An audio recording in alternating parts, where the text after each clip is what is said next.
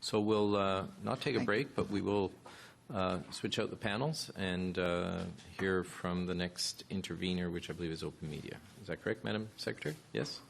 Yes, that's correct. Thank you. Good morning, Commissioners and Commission staff. Before we begin, we wish to acknowledge that we are on unceded Algonquin territory and recognize that acknowledgement is only a start towards reconciliation. My name is Cynthia Koo, and I'm External Counsel to Open Media. My colleagues and I commend the Commission for taking on the critical issues in this hearing, and especially for directly engaging with tech-savvy, informed Canadians on the record. Holding one's own in Reddit is no mean feat. My name is Laura Tribe, and I am the Executive Director of Open Media. We are a community-based organization that works to keep the Internet open and affordable, empowering people to build a more connected and collaborative world. Listening to our pro-Internet community while working toward this goal has made us overwhelmingly aware that for Canadians to participate in today's digital society, they require affordable and equitable, neutral access to data for the content and applications of their choice. My name is Katie Anderson. As an access-focused digital rights specialist at Open Media, I hear from average Canadians every day about their challenges such as data caps and differential pricing. Internet users across Canada have made it clear to us they reject these practices and are depending on the Commission to prioritize consumer protection and the public interest in its determinations. My name is Josh Tabish, and I'm the Campaigns Director at Open Media. On behalf of our panel, I would like to extend my thanks and appreciation to the members of Open Media's community, whose voices we have the privilege of presenting to you today. In fact, many of them are here in the audience right now. You may recognize the shade of blue the room has turned. We also would like to thank Open Media's amazing staff who have contributed tremendously for us to be here today. Commissioners, this hearing has covered much ground over this past week. Today, Open Media hopes to narrow the issues for you into 3 simple requests. First, listen to Canadians. Over 56,000 Internet users have called for eliminating data caps and banning zero rating. As you've heard this week, they are joined by public interest groups and Canada's largest cable company alike. This remarkable consensus would seem to provide an inordinately clear compass to the Commission in deciding what is truly best for Canadian telecommunications going forward. Second, aim higher for Canada's future. Whether by banning zero rating or listening to users' pleas to eliminate data caps, the Commission has an opportunity to drive Internet service providers to reinvigorate their investments in network capacity. Aiming higher means doing what is necessary to galvanize industry towards building a genuinely world-class telecommunications system. Third, protect innovation for all.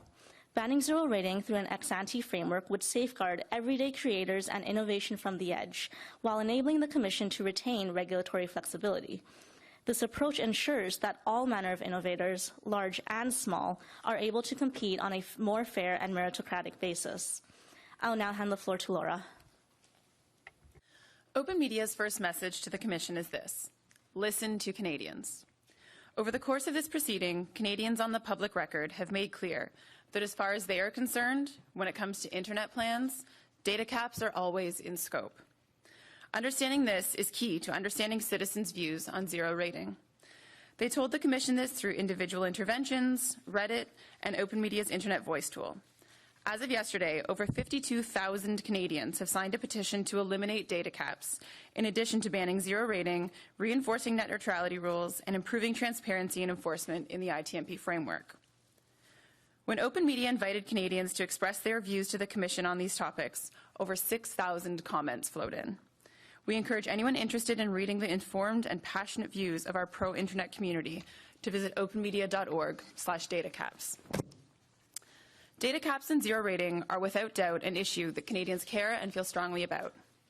For example, Wilma Green from Estevan, Saskatchewan said, quote, "What an opportunity for the CRTC to stand up to telecom giants on our behalf. For a lot of us users, it's an honest struggle. We rely on internet services as everyone does, but overage fees are a constant stressor financially. Give us the benefit of stronger enforcement of rules, no zero rating data, and strong net neutrality." End quote. You will hear more from users like Wilma throughout our presentation. The Commission's laudable Reddit initiative resulted in similar views and adamancy from Canadians. The Commission asked, "What do you think are the benefits of differential pricing?" On a whole, Reddit responded, "None, negligible, or would only benefit providers." User Ziggy said, quote, "This will amount to large companies determining what the poor can afford to read and watch," end quote. And Hangzar warned, quote, "If a zero rating package goes unregulated, we will have a cable-like internet in a few years," end quote. Reddit users on the record also support a ban on zero rating. User AG wrote, quote, "Step in by banning it. Please do not do half measures. This is too important," end quote. And user Static Noise said, quote, "Do not allow differential pricing. It is the worst thing that could happen to our internet. Instead, remove the overly restrictive data caps," end quote. As media headlines and other parties this week have noted, the approximately 1,200 comments on Reddit were overwhelmingly critical of differential pricing, many of which also denounced data caps. Combined with the internet users we heard from, that makes approximately 56,000 Canadians asking the Commission to take action. Thus, when it comes to zero rating, the Commission has two camps before it. In one, you have 56,000 engaged Canadians, 75 individual interventions, public interest and civil society groups, independent academics, small ISPs, internet broadcasters, and Rogers Communications, Canada's largest cable and mobile wireless company. In the other camp, you have a mere handful of ISPs who are fighting for a practice that even its purported beneficiaries have shown no interest in defending at this proceeding. Who will the Commission listen to? We hope this particular decision is clear. Canada's internet users and the integrity of our telecommunications system depends on it. OpenMedia's second message to the Commission today is this: aim higher for Canada's future. Rather than allowing ISPs to demand ever-increasing sacrifices from Canadians to remain connected, the Commission should instead demand more of Canada's ISPs. In sharing their views regarding internet data plans, users across the country have made one thing undeniable: data caps are inherently relevant to differential pricing practices. Given that zero rating can only exist due to data caps, it stands to reason that Canadians would want to see the Commission resolve this root problem before considering unfair practices that would entrench it. One way to do this is through incentivizing more aggressive network investment among Canada's largest ISPs. Whether from the perspective of people's everyday struggles, international comparisons, or limits on innovation, data caps are actively holding Canadians back. To invest in our country and its citizens, we must first invest in our networks. Falling short on this leads to frustration by users like Erica Percunier from Toronto, Ontario, who says, quote, "Canadians are not allowed to compete globally within a data cap system. The giant telecom companies will continue to make record profits off of Canadians and fail to reinvest in infrastructure because they are allowed to do so," end quote. To achieve a world-class telecommunications system, the Commission must implement enforceable policies that will incentivize ISPs to build out and up, rather than keep citizens down. Data caps are especially frustrating to subscribers, as they often appear to be for little legitimate purpose, and zero rating further calls this purpose into question. Max Hussey from Chelsea, Ontario had this to say, quote, "Data is not a non-renewable resource that requires capping. In today's digital landscape, where accessibility to the internet is nearly a requirement for day-to-day living, the idea of data capping or manipulation is nothing more than a cash grab." Regarding network congestion as justifying current data practices, internet service providers have yet to substantiate anything with concrete evidence on the public record. Indeed, ExploreNet yesterday told us that for them, data caps are foremost a marketing technique, not a matter of network management, but an economics-driven offering built through their marketing group. Earlier this week, we heard that Sandvine, a leading traffic management and equipment manufacturer, said, quote, they felt that data caps do not effectively manage congestion. Meanwhile, industry counterparts like T-Mobile and Netflix in the United States have begun moving away from or outright opposing blunt data caps in response to consumer demand or in filings with the FCC. Regulators, industry insiders, and researchers have stated or implied that the base cost of transporting internet data is as low as a few pennies per gigabyte. Non-profit ISPs that operate near cost while still growing their operations charge much lower rates for much more or unlimited data. ISPs in Canada exclusively possess the best evidence to show they are not using data caps to simply upgrade revenues in lieu of upgrading networks. However, they refuse to show this evidence and expect us to take them at their word, even while they arbitrarily zero-rate music and remove caps for IPTV. Canada's internet service providers cannot have it both ways. The time has come to call at least one of their bluffs. What we do have evidence for is that data caps harm consumers. This is key to understanding why Canadians oppose zero rating, which are predicated on preserving data caps. For example, Anne Lacoste from Aylesford, Nova Scotia shared, quote, "I'm the caregiver to a permanently injured veteran, and to keep up with his needs, I require unlimited data abilities on the internet. Right now, it's costing more than I can afford, yet I can't afford not to have it," end quote. Between mental transaction costs and hypersensitivity to hitting limits, data caps cause internet users to oversuppress their usage for fear of punitive overage fees. As Vincent Loren from Lemoyne, Quebec said, quote, "There is a point where people suffer and panic over going over data, and people who can't afford it usually need it more," end quote. Diffraction analysis was able to demonstrate that 1/5 of penalized customers at a mid-sized North American ISP could not possibly have contributed to disruptive network congestion. Similarly, Videotron's wireless data plans punish lower-tier subscribers more harshly than higher-tier subscribers in light of unlimited music. In an internet services market as concentrated as Canada's, people cannot vote with their feet or their money. Jennifer Mazie from Red Deer, Alberta told us, quote, "TV without data can literally make or break a student. We all want the best for our kids, but I personally can't afford large data packages. I feel like a prisoner," end quote. The top ISPs in Canada control approximately 90% of the retail wireline and wireless markets, both of which continue to shrink with the recent losses of MTS, Wind, and Mobilicity. Lack of real competition means that artificial scarcity and sheer expense of data impact Canadians even more. 4-player provinces like Quebec, Manitoba, and Saskatchewan show that data does not have to be that scarce or that expensive. To everyday citizens like Ann Hill from Charlotte, New Brunswick, quote, "It seems as though the internet providers own the roads of communication. They can get together and charge whatever they want. A complete monopoly," end quote. In 2009, the Commission legitimized data caps as an economic internet traffic management practice under the ITMP framework because they purportedly linked internet service rates to user consumption for the sake of managing network congestion. The intervening years and the record of this proceeding have now shown that link to be tenuous. This may be why wireless data caps have risen and wireline data caps have disappeared elsewhere around the world. While it's true that data caps have also risen in Canada, they clearly have not kept pace with demand. Differential pricing would worsen this situation by freezing data caps where they are, or otherwise prolong their inhibiting effects on Canada's internet users and digital economy. Meanwhile, such outdated internet plans would perpetuate the stress, panic, and oversuppressed usage that caps evoke in those who rely on data every day. In light of this, Open Media recommends that the Commission revisit the legitimacy of data caps under the ITMP framework. Prohibiting ISP's use of this blunt approach would bring internet data plans more into line with the Section 7 policy objectives, while restoring suppressed market forces such as consumer demand and meaningful incentives to compete.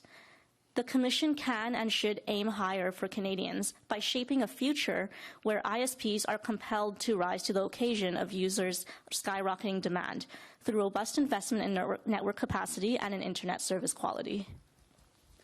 In our intervention, Open Media asked, whose innovation warrants protection? To us, and we hope to the Commission, the answer is everyone's. Our third message to the Commission is this: protect innovation for all. Zero rating and similar practices shield dominant players from fair competition, and if unleashed, would turn the public forum of the internet into privatized enclosures. The internet would be reduced to little more than cable 2.0, which, as we heard yesterday, even some broadcasters reject. This is exactly the wrong direction in which to take the backbone of Canada's digital society, whose defining characteristic of common carriage made possible the previously unimaginable for so many. Mariela Villalobos from Calgary, Alberta, put it best. The internet has become a utility almost as necessary to modern life as electricity or water, and as such should remain neutral and as accessible as possible. If we allow private companies free rein to parcel it off and create differences in access or speed to different websites and content, then we open the door to a future where the very information available to us is based on financial gain and access, and where these companies become gatekeepers of truth and information. Make no mistake, zero rating and similar practices will result in gatekeeping. This occurs regardless of good intentions. Rogers Communications itself stated that DPPs are anti-competitive and, quote, do give ISPs the ability to act as gatekeepers in every case, end quote. In unlimited music, Videotron deliberately excluded radio stations and rejected an unnamed service for unknown reasons. There is also no guarantee that new or small entrants will benefit. On the contrary, small ISPs such as T-Baytel have said they do not even have the capacity to implement DPPs, and the record of this proceeding suggests that content or app providers are ambivalent at best. Meanwhile, everyday Canadians and future innovators will lose out. For competition and innovation, zero rating represents a race to the bottom, where ISPs chase low-hanging fruit when they should instead be planting new trees, lest the entire orchard wither. Banning zero rating will promote genuine competition and investment in network quality and internet services. Digital Fuel Monitor showed that across the OECD, zero rating is correlated with lower data caps and higher prices. Conversely, banning zero rating will lower prices for consumers and give them more data. For example, when faced with strong net neutrality rules, a ban on zero rating, and meaningful enforcement, KPN in the Netherlands doubled its data ceilings while prices stayed the same, slashing the price of data to 1/5 of the year before.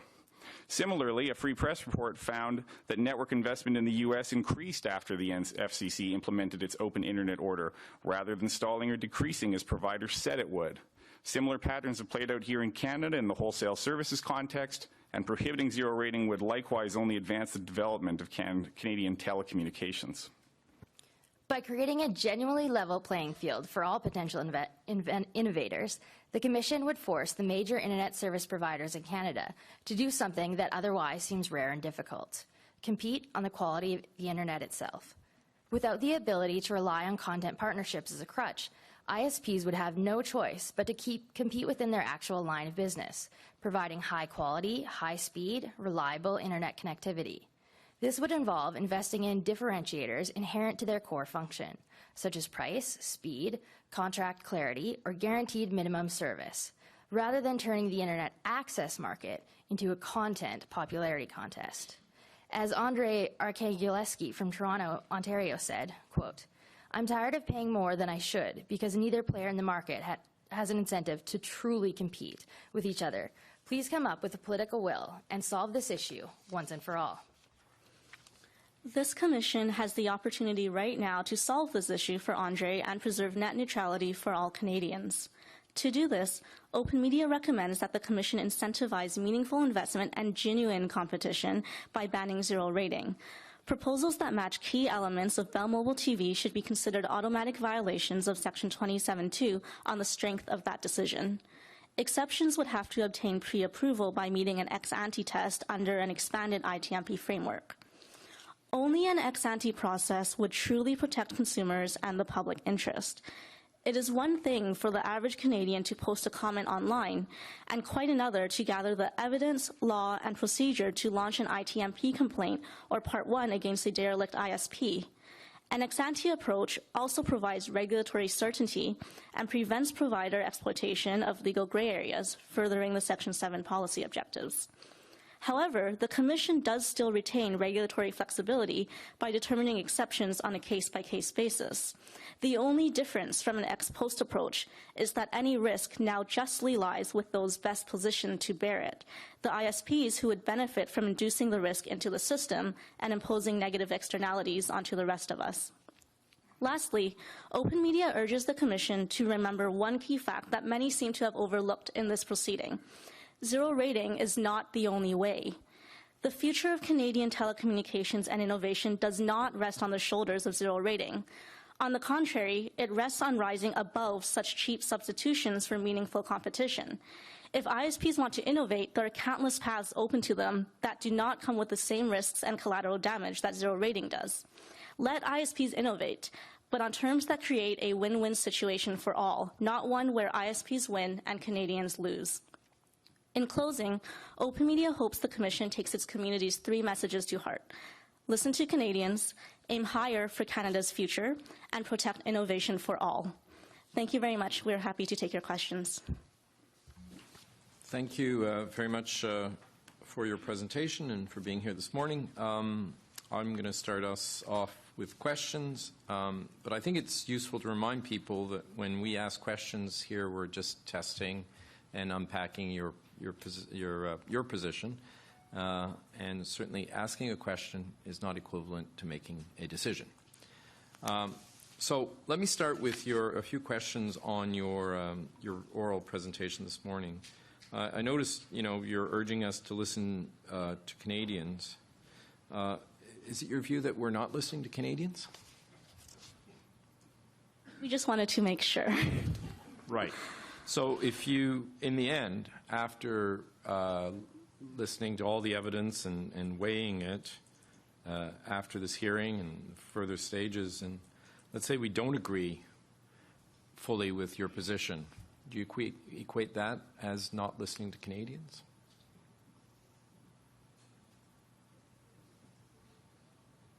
Well, we've heard from our community time and time again that they want an end to data caps. So whatever the decision is, that's what we've been hearing from Canadians every day and for years. I'm not suggesting that that's not what you're saying. What I'm saying is, have we somehow failed in our statutory duties if, in the end of the day, we don't agree with everything you advocate for? No. What we are coming here to say when we say listen to Canadians is to recognize that we are representing a large community of Canadians and trying to bring their voices to this Commission. We've also seen a lot of great work from the Commission to try and expand your own reach to Canadians, which, as we mentioned in our oral remarks, venturing into Reddit is scary territory and very new, and we really commend that as well. And we recognize that the Commission has some difficult decisions before it, and you are trying to balance the needs of the system as well as the needs of Canadians. But I think that we're hearing a lot of really loud voices from the ISPs, and what we want to make sure is that they are not overshadowing the voices of the individual users at the end of the day. So that is our ask to you. Thank you. Fair enough. Paragraph 26, and I'm quoting here, while it's true that data caps have also risen in Canada, they have clearly not kept pace with demand. What would be the correct pace in your view? One of the challenges that we find is the mere existence of data caps distort market demand. And we worry that that cuts against the statutory objectives and public policy objectives of the Telecommunications Act and the Commission who enforces it.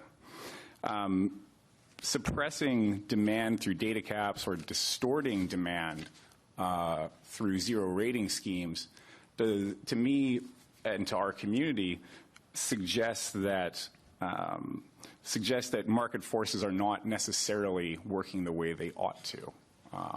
They are, in fact, not keeping pace with actual real-world demand.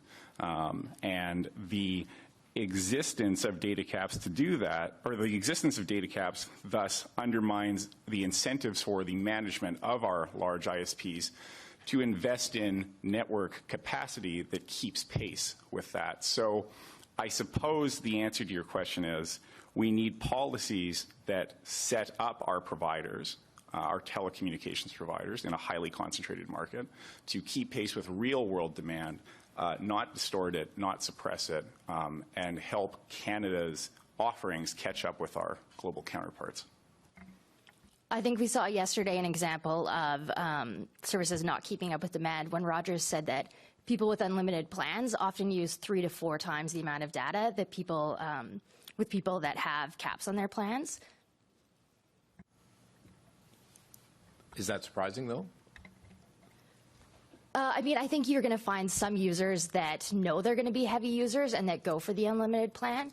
But hearing from Canadians time and time again, we hear them saying that they're self-censoring how they use the internet, and they're really worried about overage fees, and so they're really concerned about what they're doing online, both on their phone and at home. Right. You see, I'm trying to be pragmatic about, potential outcomes here. We're gathering some evidence as we go along about, what has happened historically with data caps over time, and there's a price actually component as well. You may have heard some discussions about that. But I'm seeing here some suggesting that we haven't kept pace, and I'm saying to myself, okay, well, if following your request, if the Commission were to set some sort of test as to what the trend line ought to be, how do we do that in practical terms? To answer your earlier question about is this surprising, no, it's not surprising that they increased 3 to 4 times, and that's kind of part of it, right? Maybe when the internet first started, when the ITMP framework was first done, maybe it was surprising at that point that, oh, users really like the internet, they're using a lot of data, we can't keep up. But now, and I think we heard Rogers or another ISP say yesterday, they can forecast that demand. Someone said it was almost linear growth, so they can start to predict now and build and invest for that increase in capacity. As for what the pace actually is, I feel like there needs to be more information on the record to say that, because we know that the pace isn't enough, because that's what we're hearing from everyday users, from people who are suffering under data caps, who are saying they're paying too much and they're still not getting what they need to fulfill everyday functions, just as you heard from Matt just now. So we know that the pace is too low. We have statistics, we have the CMR report saying that 40% growth in usage, 44% growth in usage. So it would be worth it to see if data caps have kept up with that, for example. But to give a precise number, I think, would be harder when we are not privy to detailed financial statements, for instance, of the companies. And I believe Laura has something to add. I wasn't trying to cut you off. It's okay. I think what Josh and my colleagues are trying to get at is that where we struggle with trying to give an answer to that is we don't know how to measure demand while demand is being suppressed.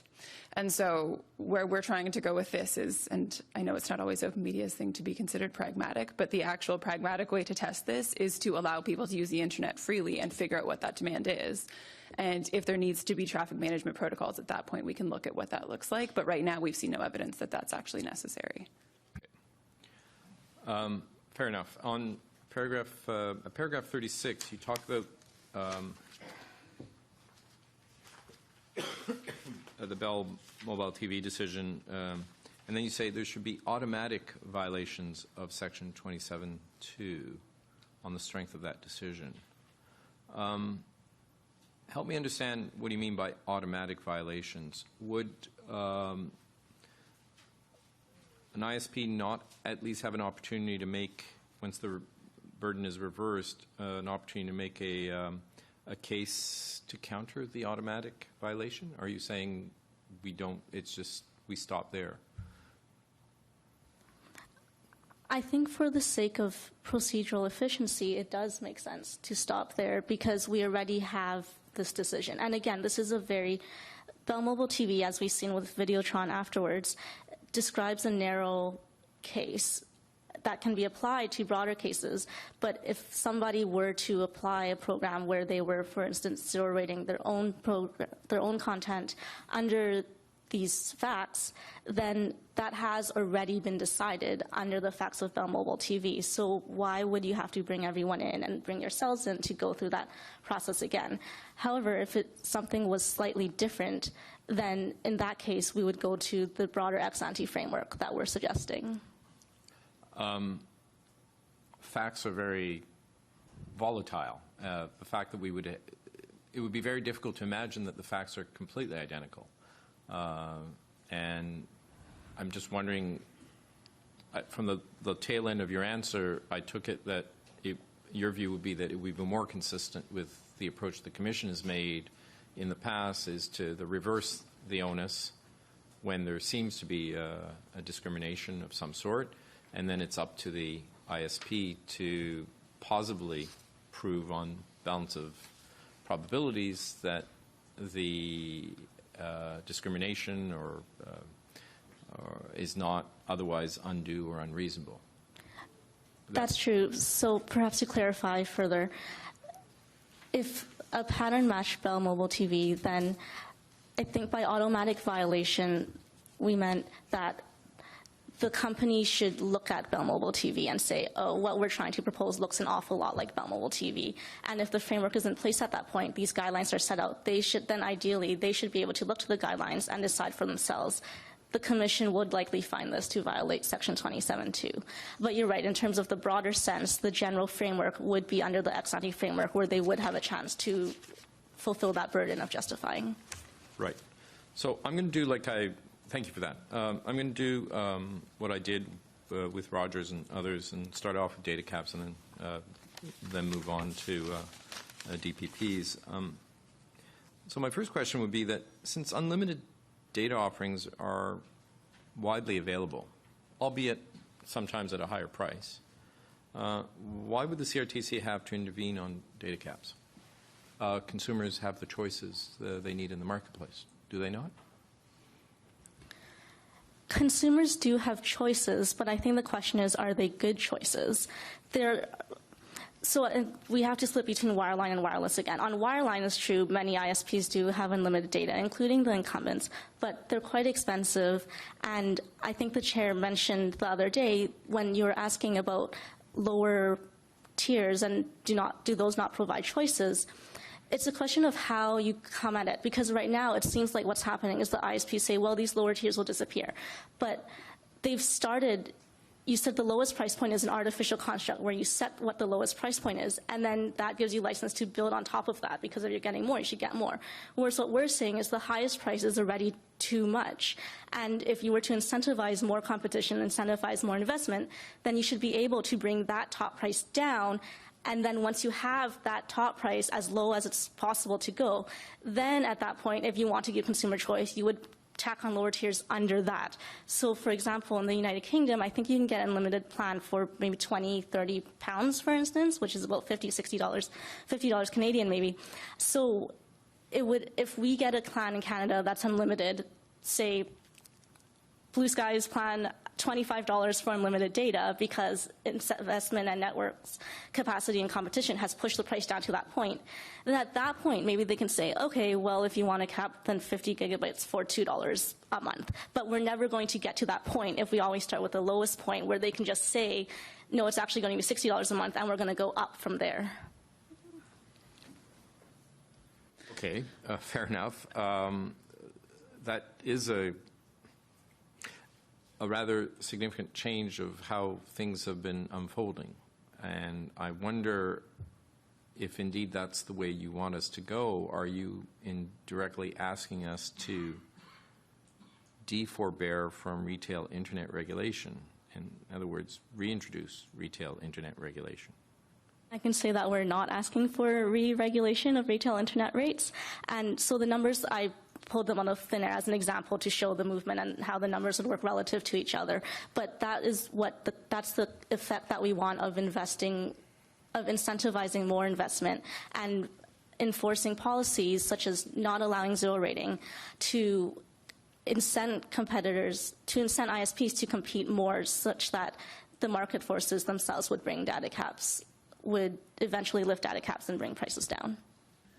Can I just to add to your original question about there already being some available unlimited options, and that is true, particularly on wireline. I think what we're hearing a lot from our community is that those are not affordable options to them, and they disproportionately allow those in the upper income brackets to have unlimited access while harming those with lower income to try and make choices, as we heard also in the previous BSO hearing, between dinner and getting their kids' homework. What we're looking for is trying to make an equitable playing field for all Canadians to not only get online as a technicality of having access to the internet, but also to have equal access to participate in the online community. Thank you. I'm going to get to DPPs in a second. It's still parked on data caps. I'm trying to understand how you want us to operationalize your concerns in light of provisions of the Telecommunications Act, the fact that we, for the most part, there's a little bit of an exception up north, but for the most part have forborne from retail price regulation.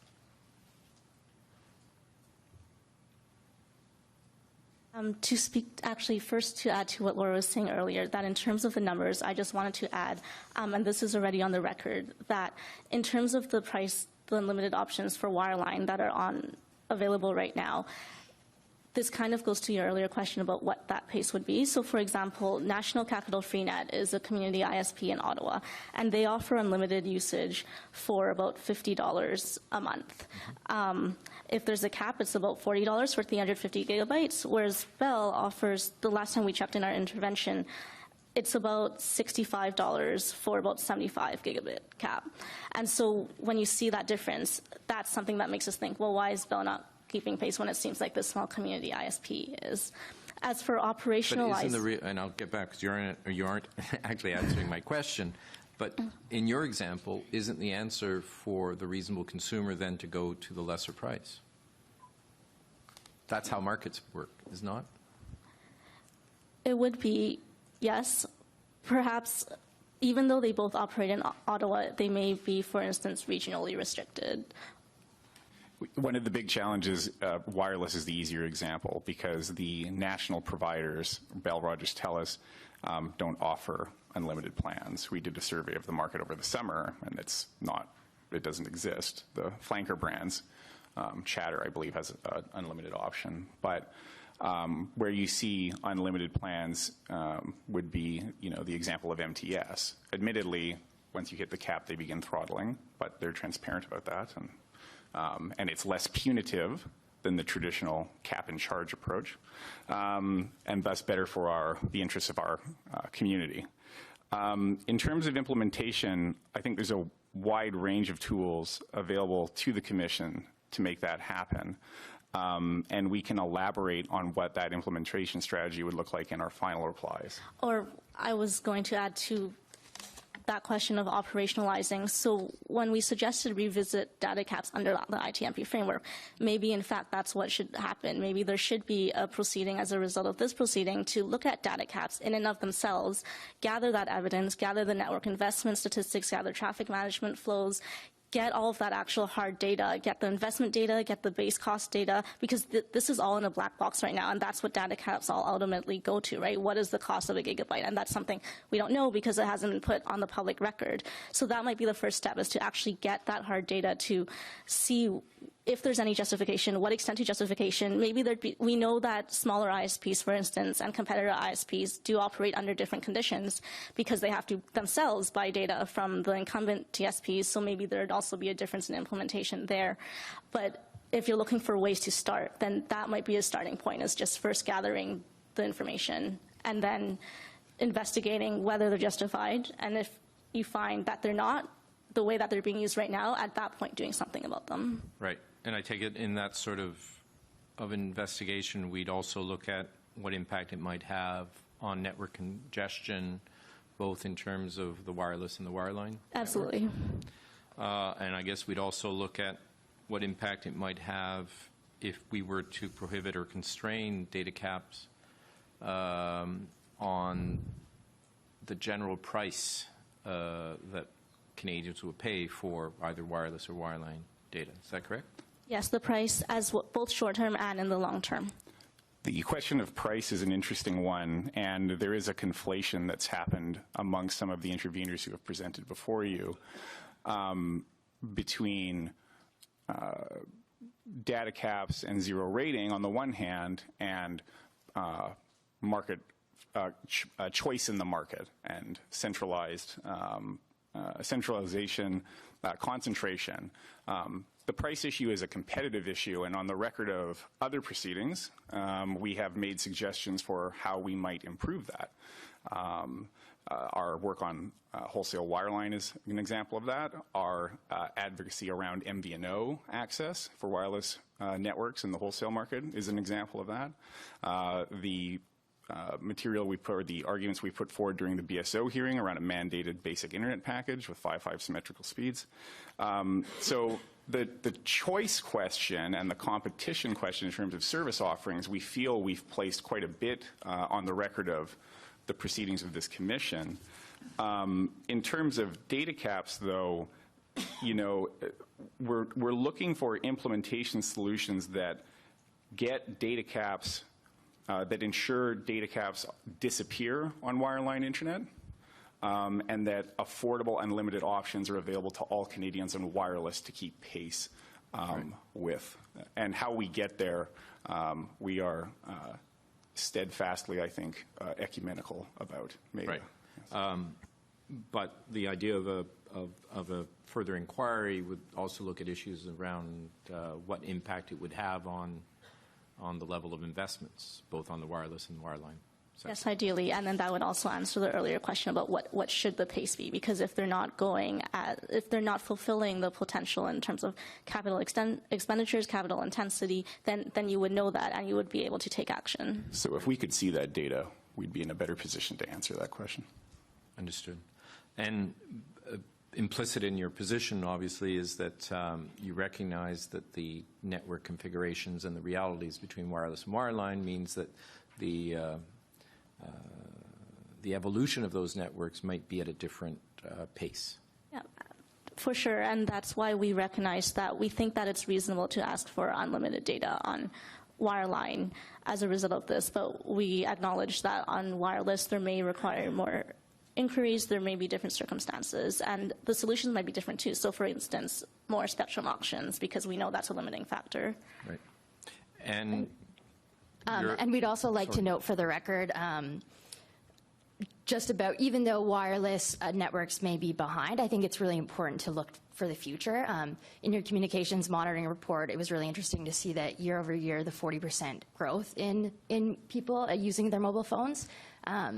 And also consider that mobile phones are often the go-to option for low-income people who maybe don't have the choice to use both a mobile phone and home internet. So while the networks might be not as advanced as wireline, we think it's really important just to note that for the future, it's really important that we look at them.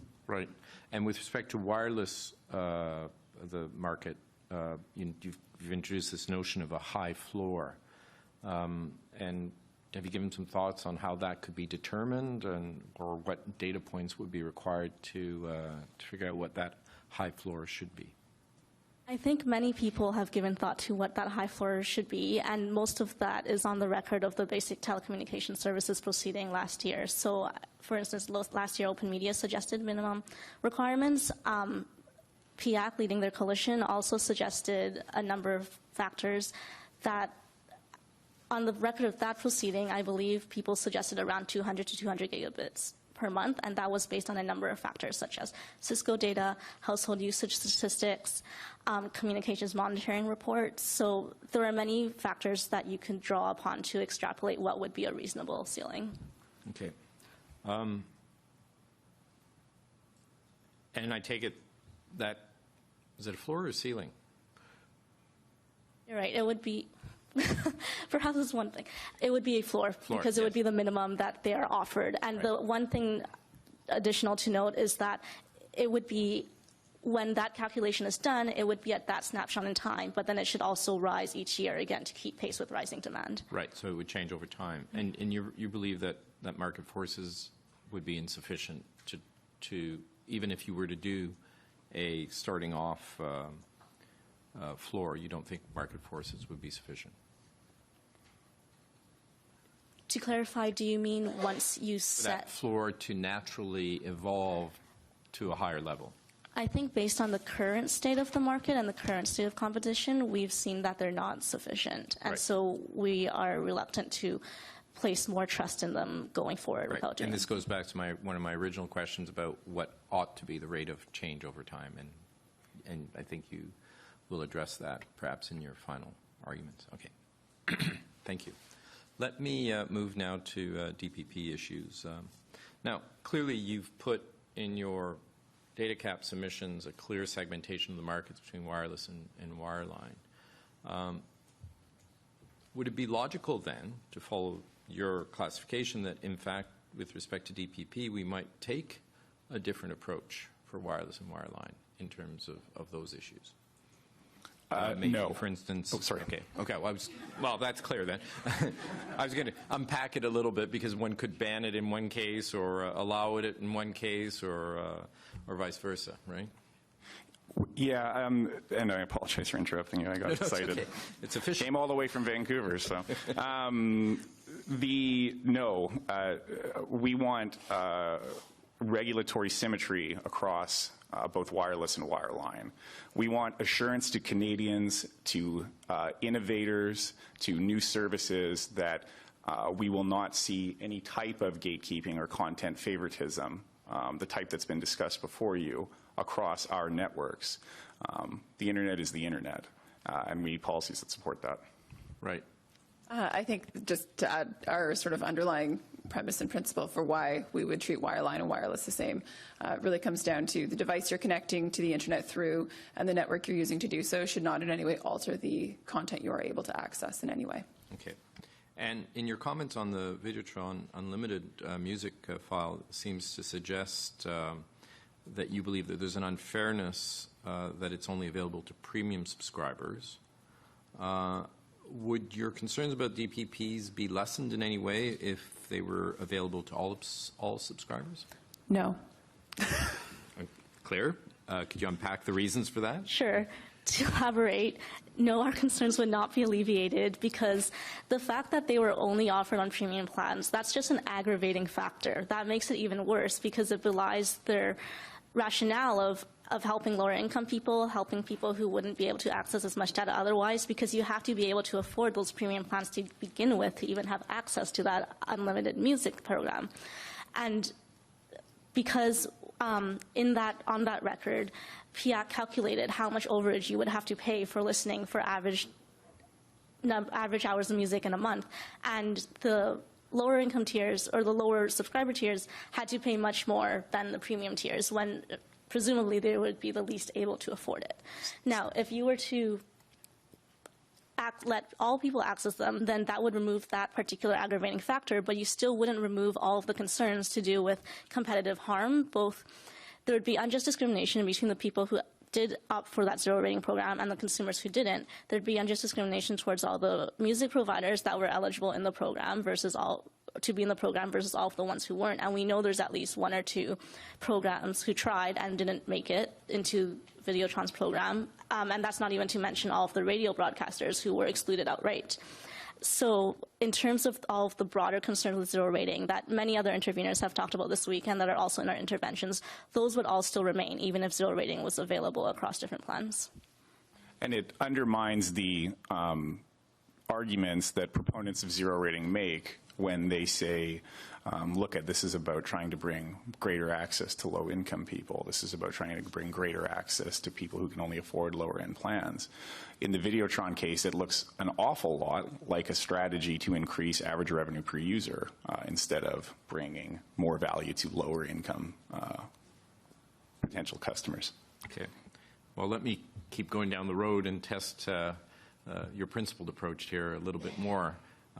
Because one could use DPPs for social objectives, helping young students access an app that has a learning component to it, encouraging low-income households to adopt digital platforms. What's your position on DPPs that have that as their outcomes? Increasing adoption is a very important goal for this commission and for Canada. And we have laid out, again, in other hearings, ways to do that, ways to foster a more competitive environment. For years, we've heard Canadians say, I want access to greater choice in a decentralized market, to distill it down. There are competitive ways to do that, to encourage a greater range of providers, to bring costs down and bring everybody online. What we worry is that carving out exemptions and allowing differential pricing disproportionately puts ISPs in the position of being gatekeepers and doesn't necessarily fit with the goal to bring all Canadians online and raise, as the old saying goes, a rising tide lifts all boats, and so that's our goal. I think that there are a lot of really noble social causes that people can use the internet for. And that's usually why zero rating is heralded, for all the great value we can add. But those are benefits of using the internet. And what we are trying to do is not put ISPs in the position of being able to choose, or the commission in the position of choosing what is a social cause that is appropriate or what is not, but letting those users decide what actually is the most critical way for them to use that and to benefit from that.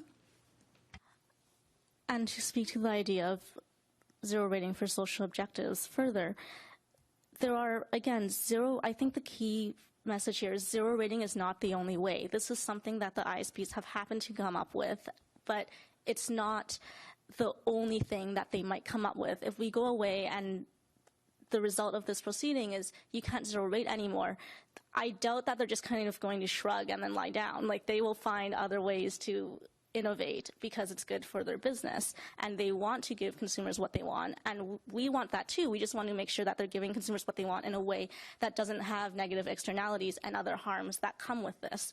So in terms of achieving social objectives, as Laura said, those are all very good objectives, but they come with harms, and there are other ways to achieve those goals. So for instance, in the example of a student accessing an app, why is it necessary to zero rate that specific app? If they really cared about the students, maybe they could calculate, well, okay, an app is going to take this much data. We'll just give all students this bucket of data that they can use for whatever they want. And in that case, it would still be on the level of bandwidth and quality of service, and it wouldn't be content-based. The content-based access isn't necessary to helping people. People just need data, but you don't have to give it to them with that particular string attached. So it's like, I believe the independent broadcaster said yesterday, the internet already includes everything. So why would you implement a policy that would allow people to foreclose on specific things so that someone would have only part of something when it's the same amount of data to have everything, because they would only be choosing what they wanted? Differential pricing sure looks innovative. It makes for great marketing and brochures. But real innovation in this market, true innovation in this market, is lowering costs, investing in networks, and increasing the quality of the core service, not billing gimmicks from the likes of Canada's incumbents. Let me keep going down the road of what might be potential exceptions. Do you think customer account administration should be allowed under DPP?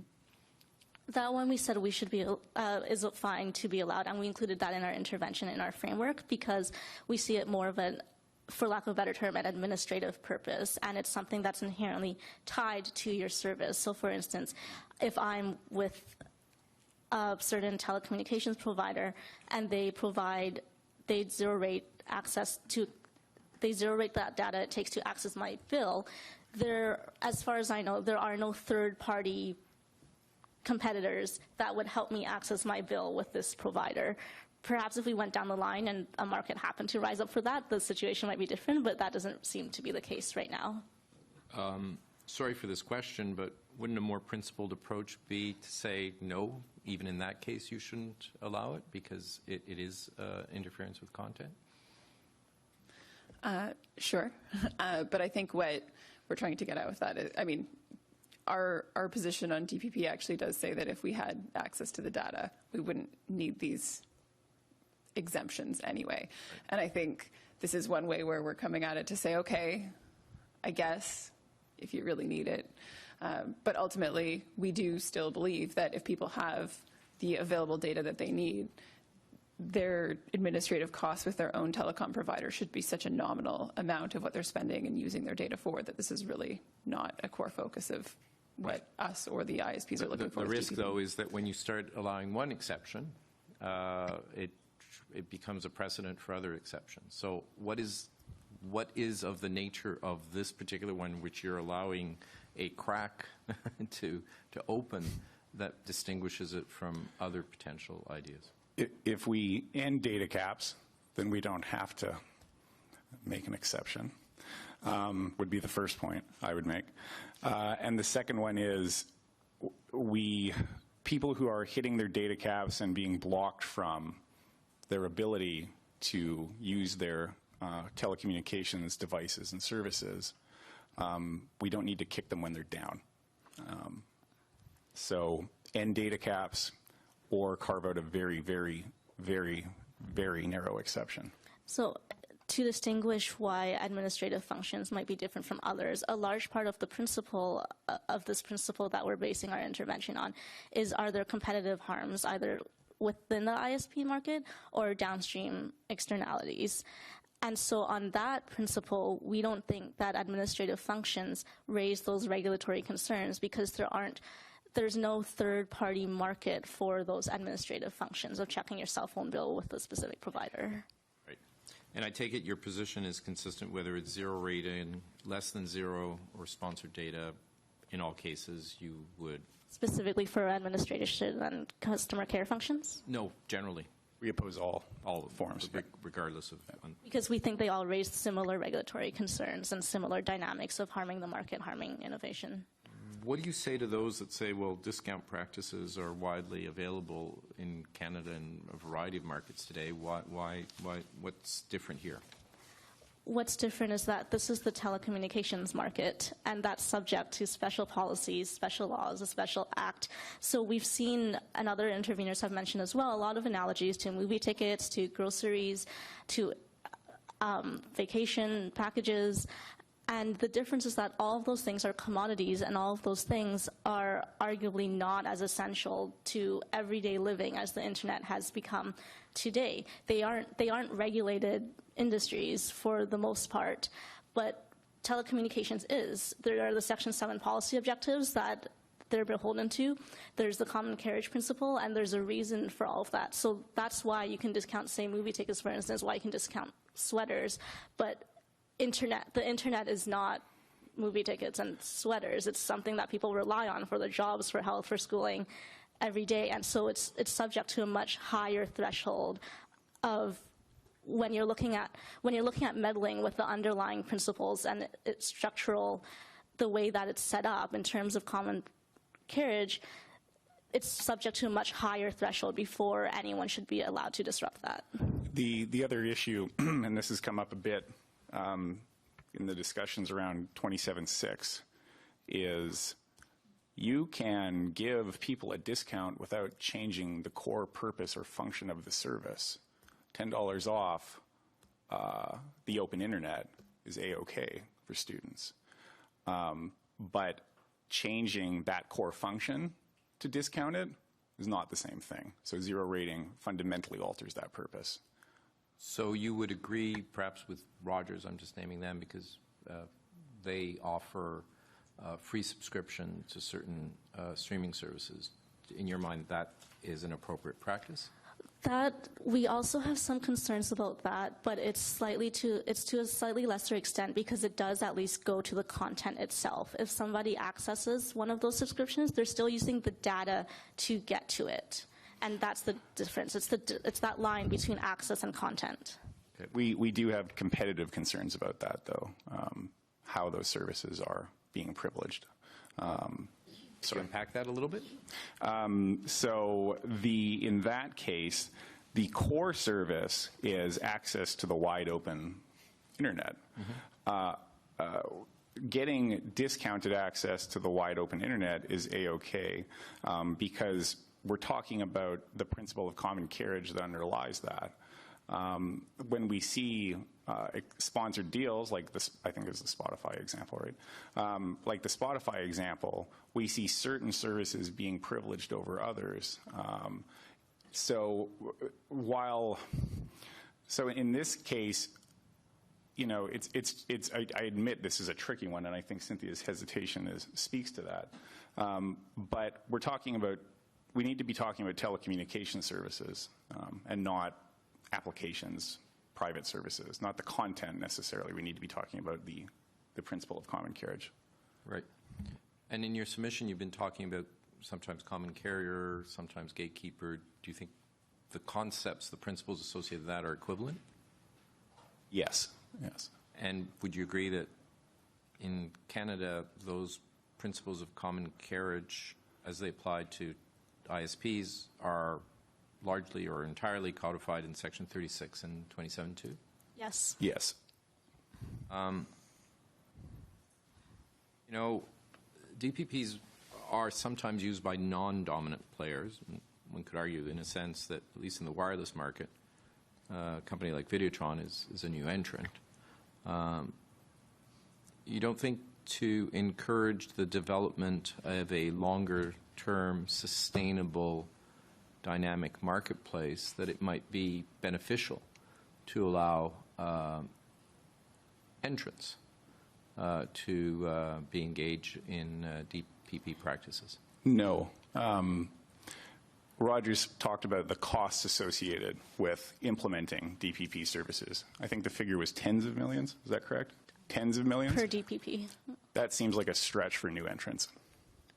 And to elaborate, so we don't agree that it would help either long-term or short-term because, first off, we heard from TBATEL, we heard from BCBA say, and perhaps even CNOC, some of the smaller providers, if you imagine 5-person mom-and-pop ISPs, they won't even be able to take advantage of this practice if it's allowed.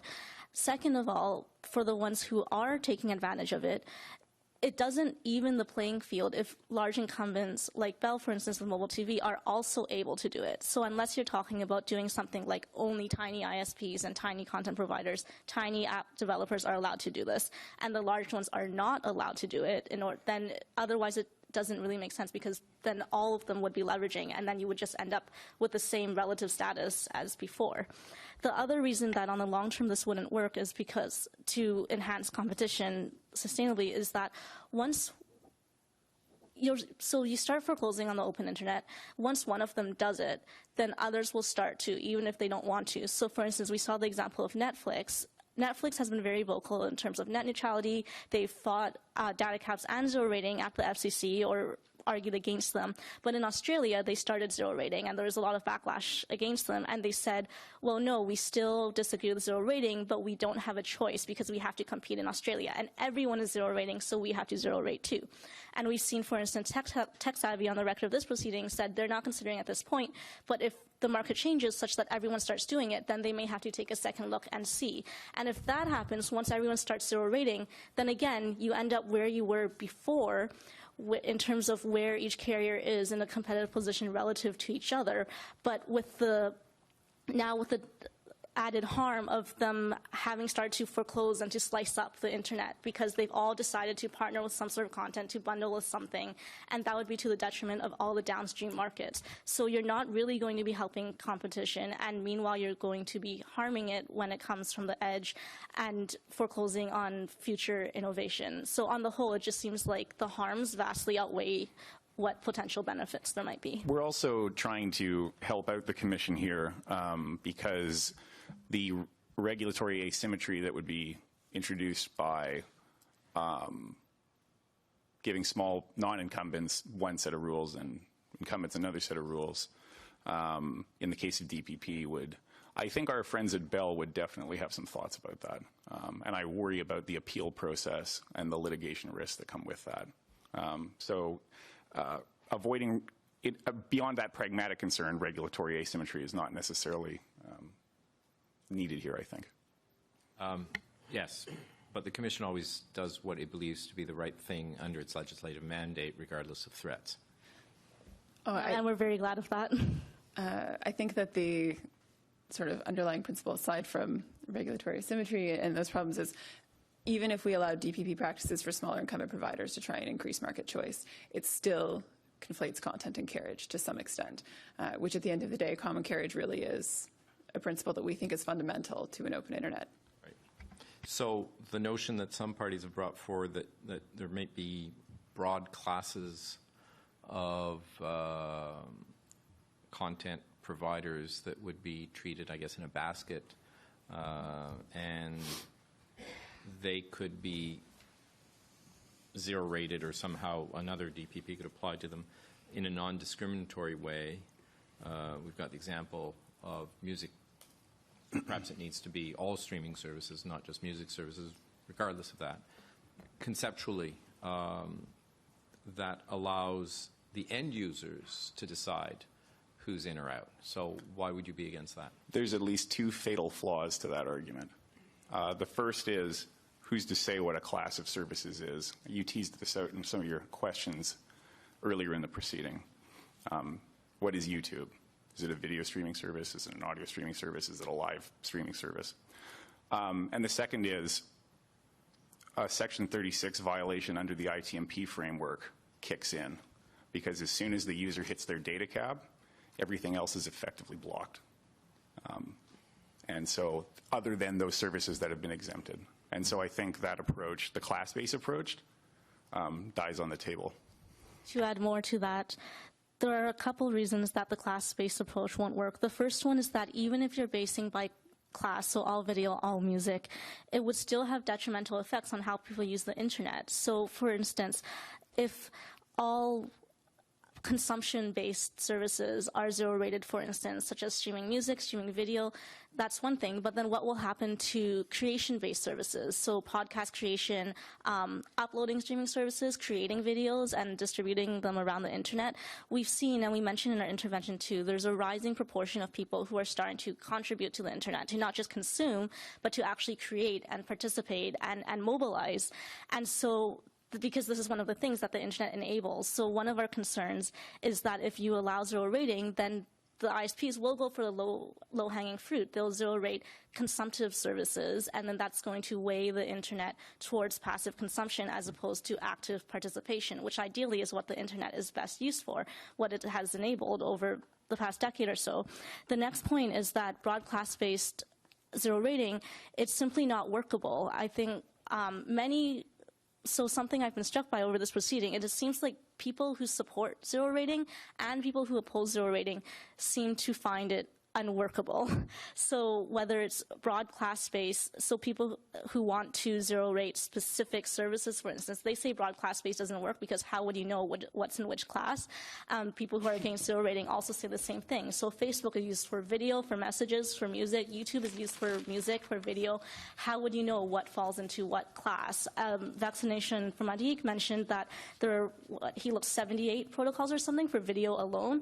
And is that in Canada or North America alone? So, for example, the internet is borderless, right? So if you're looking at streaming music services in Romania or in China, how are those services going to know to apply for Videotron's unlimited music, for instance? And this also actually implicates Section 36, because when you're looking at controlling or influencing the meaning and purpose of content, say that this is allowed, and say that Videotron included YouTube in its music service. Over time, is this going to cause people to think of YouTube as a music service and then thus influence the purpose of YouTube, where they think, oh, YouTube, that's about music. It's not about video. It's not about parody or political satire. YouTube's for music because it's in this unlimited music service. So, which is kind of a more subtle, less tangible point, but it's still an effect that could happen. Okay. I just have a few more questions here. Bell has suggested that we should step cautiously in this area because of the advent of the Internet of Things. Yes. Do you have views on that position? Yes, we do. I think that our first concern with that or interest in that is that we agree the Internet of Things holds a lot of potential for us. What we are unclear on, and I'm maybe my colleagues can elaborate, but what I'm unclear on is how that justifies differential pricing packages.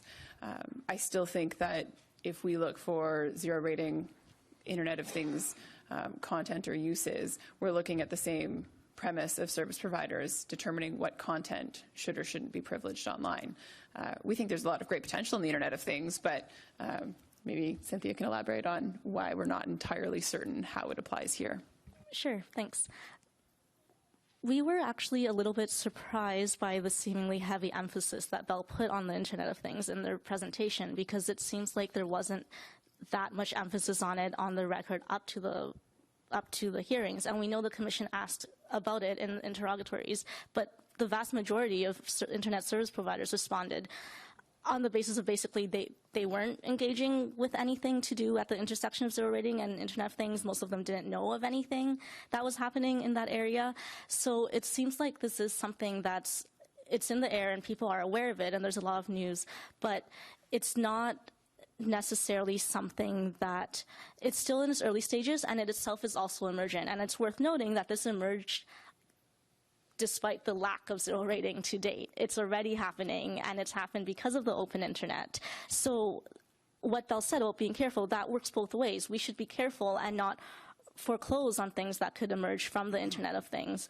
The second point is that based on how the Internet of Things works, it's machine to machine. So it's actually, again, as the Commission and parties pointed out yesterday, with Amazon Kindle, for instance, it's on the wholesale level. And so it doesn't even actually involve this customer-ISP relationship, which is what we're talking about in terms of differential pricing practices right now. And I take it from earlier comments that you don't buy into those that are arguing that DPPs are a means of innovation. No, I think it's exactly the opposite.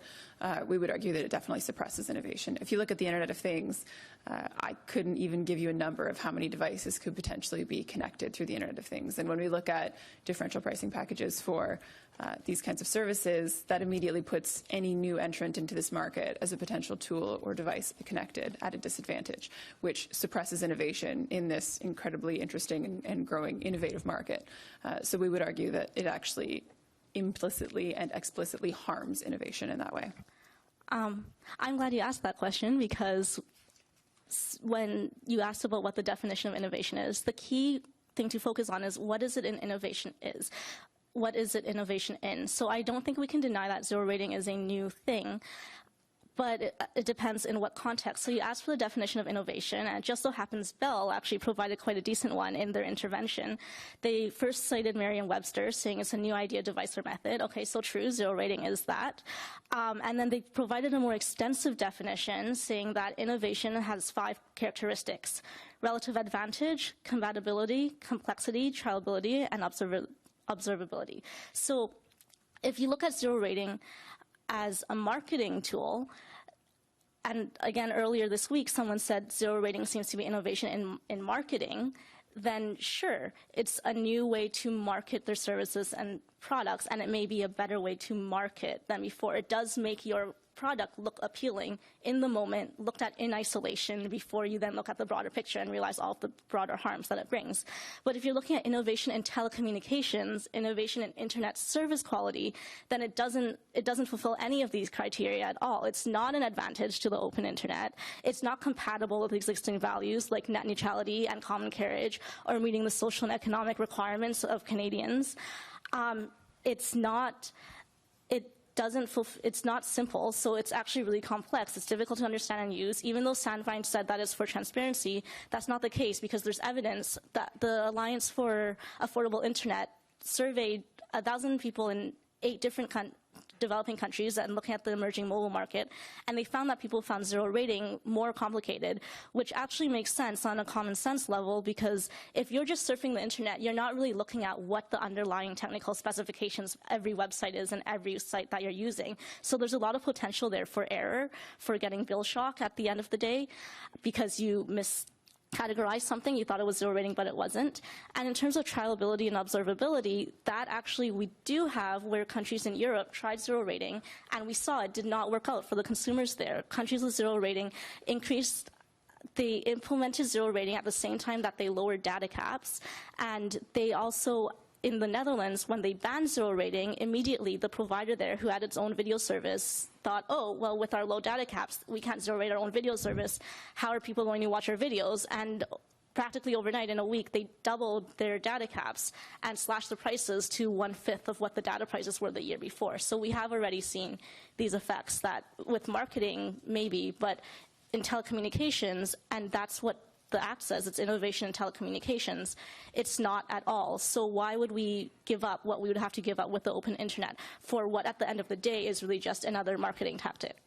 In short, zero rating entrenches incumbency. Are you saying that data caps, getting back to a question, an answer you were giving earlier, somehow engages Section 36? Did I misunderstand that? No, we're saying zero rating does. Zero rating engages Section 36. Yeah, when a user hits their data cap, they are effectively blocked from all content other than the zero-rated content without being financially penalized for accessing the rest of that content. So when it's applied across the board without differential pricing packages, it doesn't apply because that is them using the internet to that capacity. When suddenly zero rating is starting to differentiate between that content, that is where the data cap comes into play with the differential pricing package. Okay.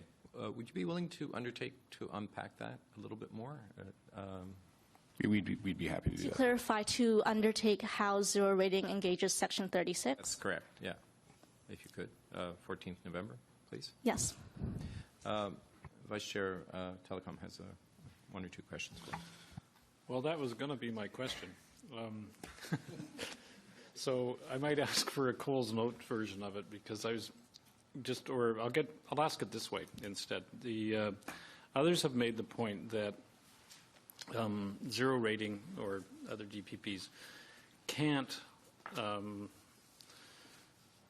are obviously not inconsistent with Section 36, but also they point to services such as 1-800 services offered through telephony and historically and currently as equivalent to that.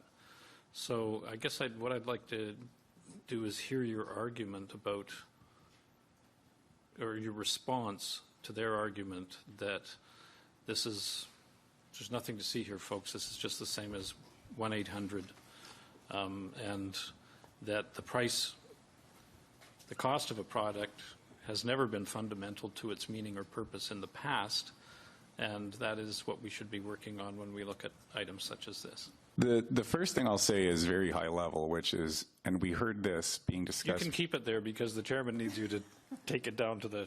Okay, sure. We heard this discussed during Barbara Cherry's discussion a couple days ago. First off, it's tempting to want to import the regulatory regime of other services onto the internet. We see this happen all the time. Is the internet like voice was a question? Is the internet like broadcasting is a question? And the shorter answer is the internet's like the internet, and so it needs policies that recognize that. Its decentralized nature requires it. The 1-800 number example falls apart when you realize that 1-800 numbers are available to everybody, not specific subscribers. And where we get in trouble is when we start saying that 1-800 numbers should be available to everybody, but data services shouldn't necessarily. That cuts against a lot of our objectives and a lot of our community's goals. So with Section 36, we need to respect common carriage. We need to recognize that data services of today are very worthy of equal treatment. And when 36 is engaged under the ITMP framework, because low-income people especially are being blocked from data services when they hit their limit under a DPP arrangement, that we are seeing blocking, we are seeing censorship, we are keeping people from the services they need. And yeah. Okay, just on that, and this will be my last point, or your last point, with me anyway. If price is a barrier, if you believe that at the data cap, the cost the cost of exceeding your data cap offends Section 36 and creates a distortion there, why doesn't actually the cost of a subscription to the internet do the same thing?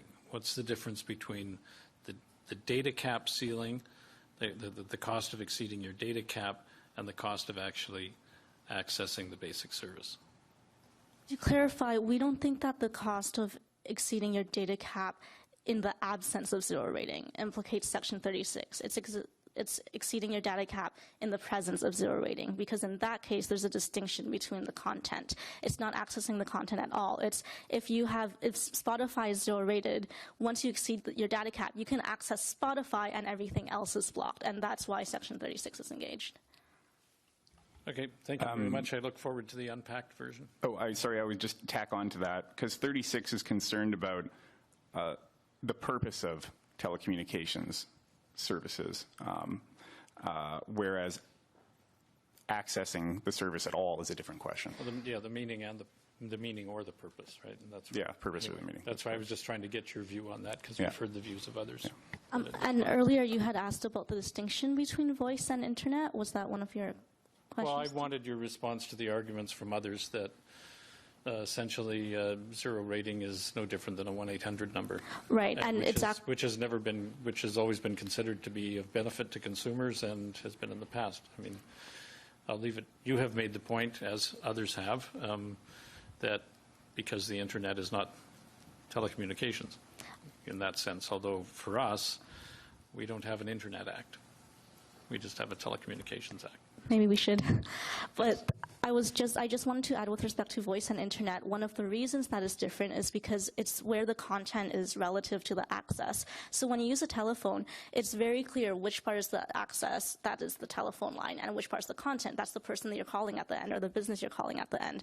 And the content already exists outside of the network. So by the time you pick up your phone, you already know what the destination is. You know who you're calling or what you're calling because they exist outside of the phone line. But the internet isn't like that at all. All of the content exists within the internet. It exists within the line, so you can't access it until you have that connection. So the way I understand, and we'll get the full version in the undertaking. Thanks very much. Thank you very much. Those are our questions for you. Thank you. And we're adjourned till 11:45. Thank you very much. Thank you.